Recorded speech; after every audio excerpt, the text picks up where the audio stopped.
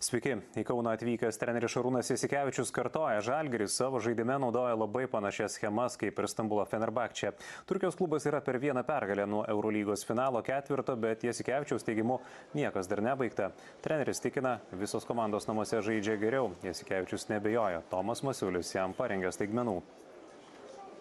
Tai 2-0 mes nieko nepadarėme, mes tik apsaugojom namų pranašumą, ne? Dabar, sakykime, serija keliasi į Kauną ir Žalgiris, kaip sakant, bandys tą seriją sugrąžinti į Stambulą, ne? Taip kad, sakau, čia tikrai tas rezultatas yra geras, bet jis nieko nereiškia. Visos komandos žaidžia geriau namuose, ne? Ir jie, ir tikrai roliniai žaidėjai, galvoju, kad geriau jausis namuose. Nu, žiūrėsim, reikia ateiti pasiruošus, man atrodo, esam pasiruošę.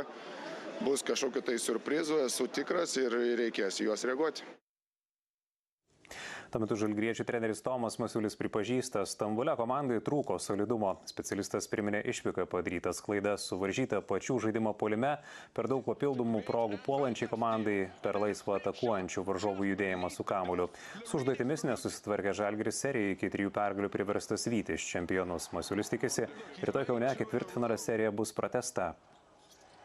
Turim drąsiau mesti, normalu ir kitas dalykas, tai atkovoti kamuoliai, fiziškumas, jau čia mes kaip eilės dienų jau mes šnekam apie tai, bet kaip ir minėjau, tas fiziškumo reikia mažiau kalbėti, daugiau ateiti ir įrodyti. Vėlgi, reikia lūptis, reikia kautis tokiuose rungtynėse.